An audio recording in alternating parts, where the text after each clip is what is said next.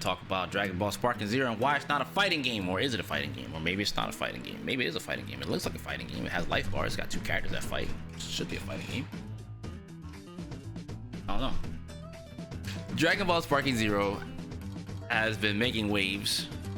It sold 24 million copies in its first 24 hours.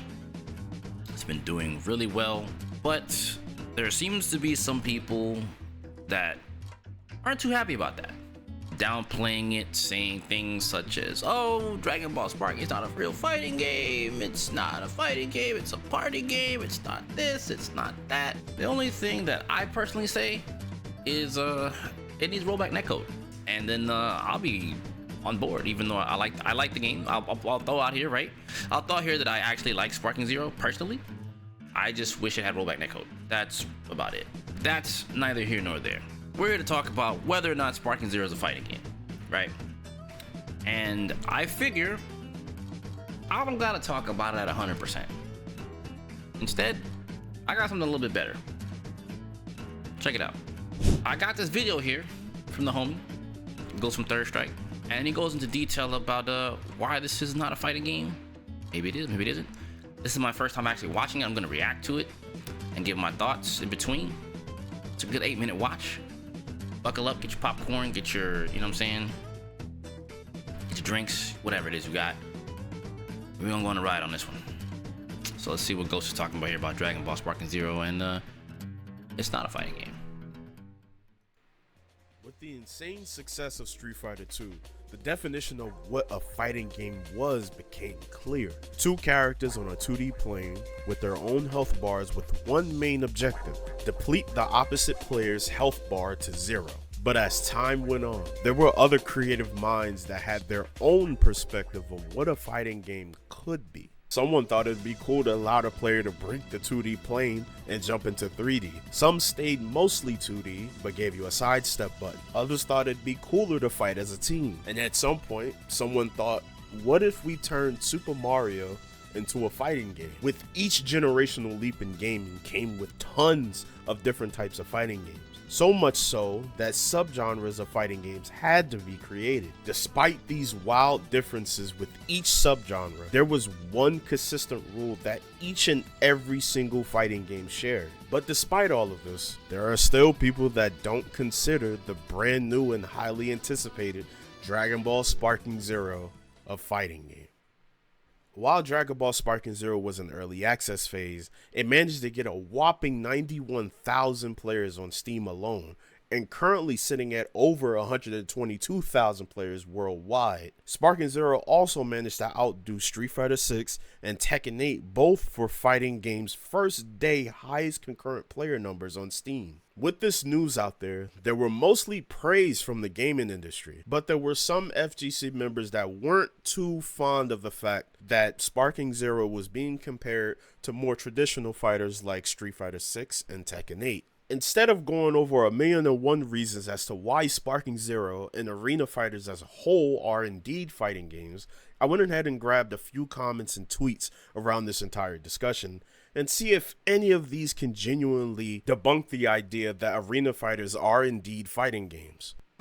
I cannot understand how DBSZ and fighting games are comparable. 2 of those games are tailor-made to a competitive audience. Meanwhile, Yamcha can't beam struggle his ultimate with Omega Shenron because it's lore accurate.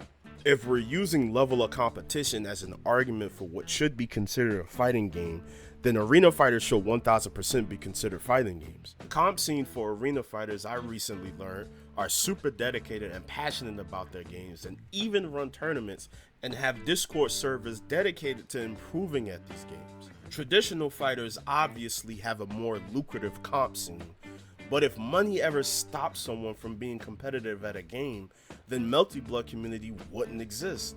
Hell, the building blocks of the FGC is passion and love for the game, and that's no different with Arena Fighters. Also, about that lore accurate thing with Sparking Zero, I wouldn't say that's entirely the case, especially when things like this exist. It's still kinda annoying to me that people compare anime Arena Fighters to traditional fighting games. I hear it's a good game though, so pop off IG. I've seen this exact comment echoed by few others in the FGC, And it's actually insane to me that two subgenres of fighting games being compared is looked at as a bad thing.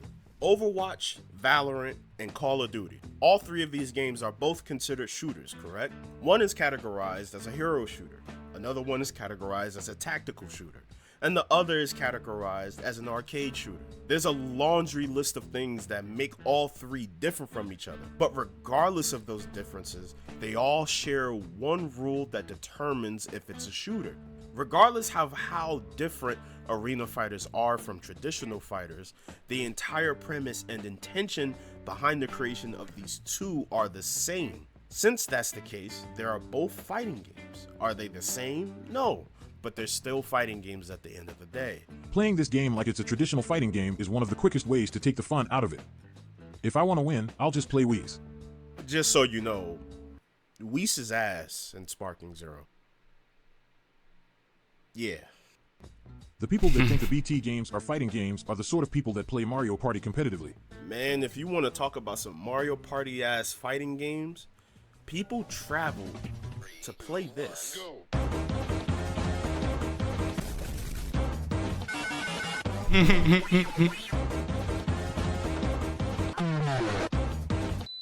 The game looks great, but I can't stand the comparisons either.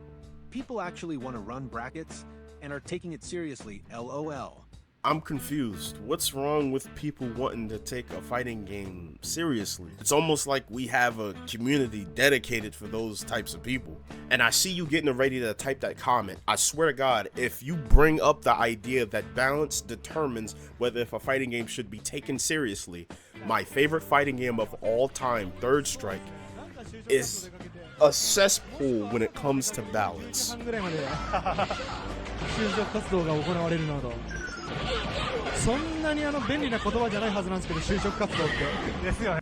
They are not traditional fighters and should not be categorized in the same way.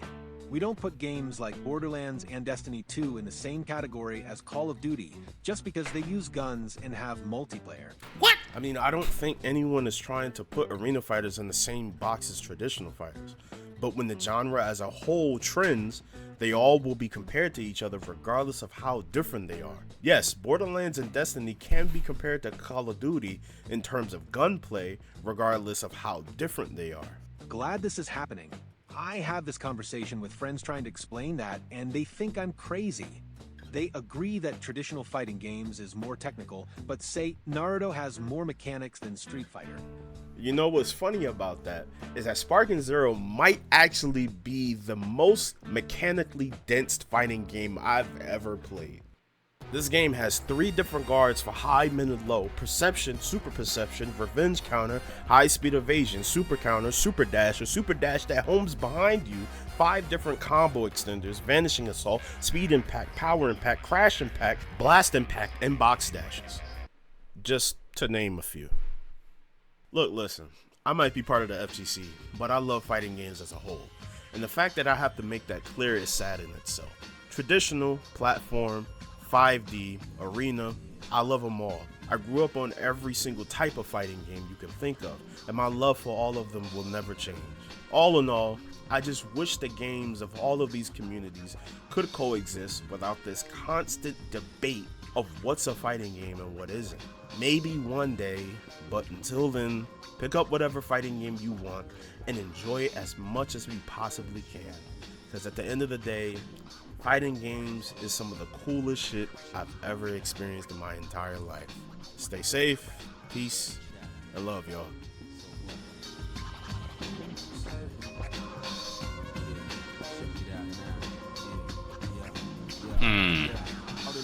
Village, a dark world with street soldiers, thugs and gangbangers, just like we showed you that last part of your life when I was changed to the newer era. Sick, even more colder than whatever. Yo, it's time I moved on. I broke my title up. Everybody got to beat it. It's time you hung it up. Optional. The level you on, you better settle. This would have been the closest you got to the medal. If you plan to start from scratch, you gotta fight your way up. It's all about the victory and who's getting ate up.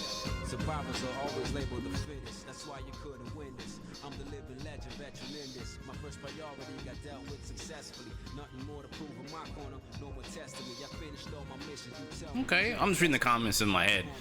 You know, Fighter 3. I moved on. Now my life is much better. On to bigger things, but we hustle forever. Seeing stuff like this is gonna be at Evo. Like, I don't know. They're gonna bark up the wrong tree with that one, in my opinion. But let's talk about it.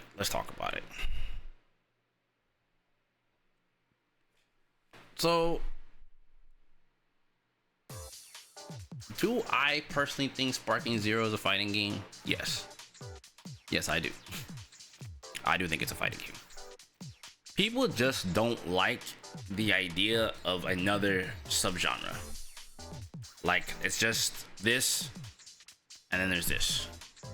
There had to be some level of experimentation to get to these types of games. So I don't think there's anything wrong per se with including these games as competitive games. I mean, we have competitive poker, for crying out loud. Like, what's the problem? Ridiculing it doesn't really do anything, because I feel like we already don't have any platform fighters at Evo anymore. We already lost Smash Brothers with Nintendo, right? So I think having, for better or worse, Sparking Zero BSA Evo isn't necessarily a bad thing. I don't think having a competitive scene is a bad thing. Like, you can take anything competitive. People are taking Bloody Roar 3 competitive still, you know? I guess I just don't see the problem. The mechanics of the game are pretty good. It's just a different kind of fighting game. And I don't think that having a bunch of different types of fighting games is wrong. You know what I mean? I like, my thing is there's something for everyone. It's like, if you watch a movie and you didn't like the movie, it's okay. But if a vast majority of people enjoyed it, that movie was for them, you know? Sometimes not everything is for you. It's like when people complain about stuff that's like, it's made for this demographic. Well, I don't like this game because it's not made for me. Well, duh, it's made for those who want to play those kinds of games. Not everything is meant for said people. That's why I think it's okay that there is a difference or a distinction between arena fighters and traditional fighters. There's nothing wrong with that. But people add this divide for no reason. So if we look at it, right, the benefits of including a game like Sparking Zero at Evo means increased numbers, and TOs obviously want to make money. So it would be lucrative if by those numbers, right, we saw that it's definitely on launch Street Fighter was 70k, Tekken was 40k, Sparking like 90 to 100k.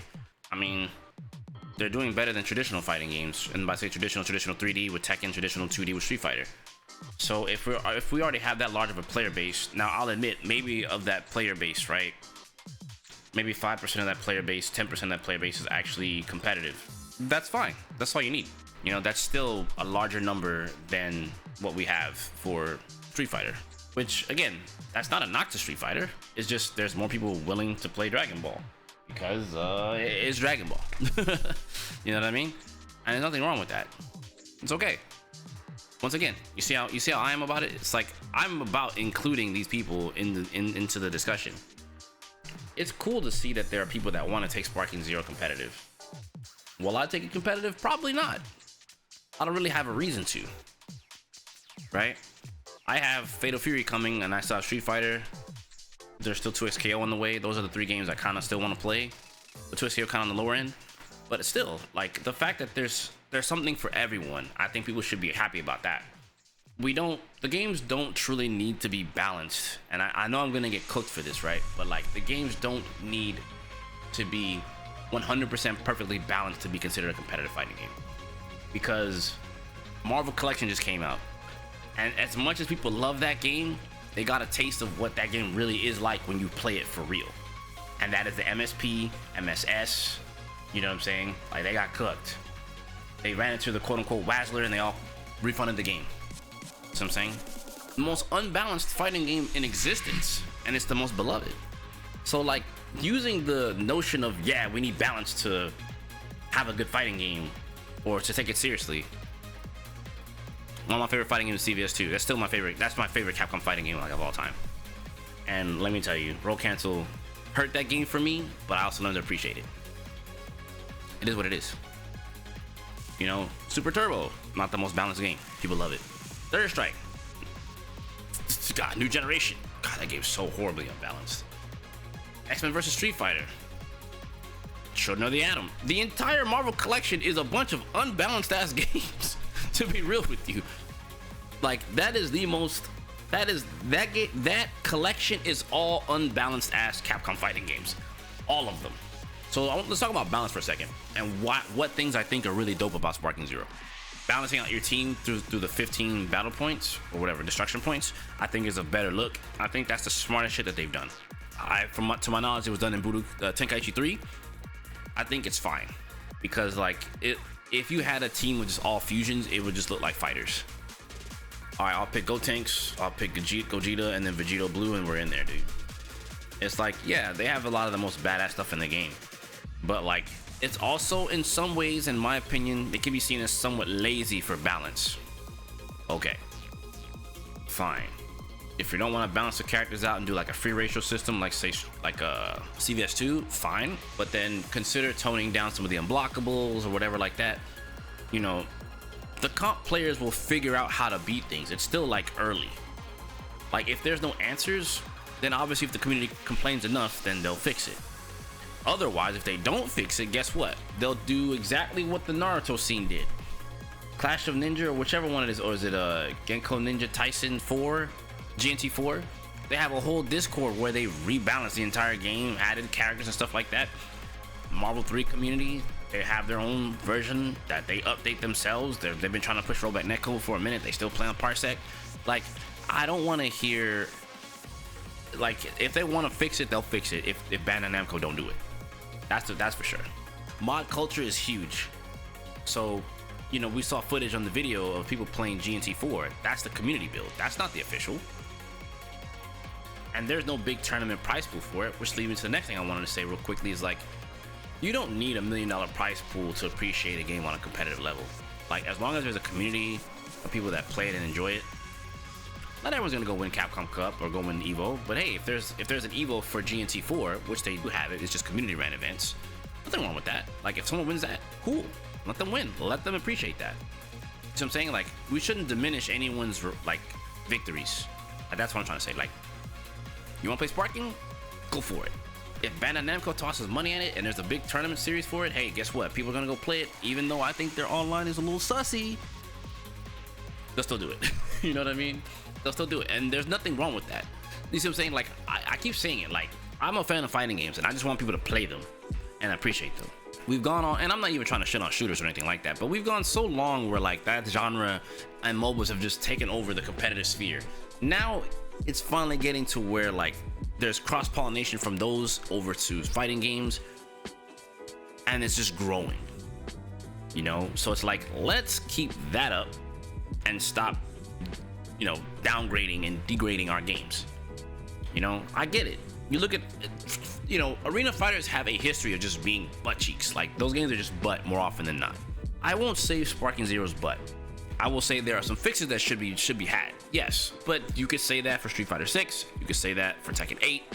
You could say that for Guilty Gear. You could say that for any game that's out right now.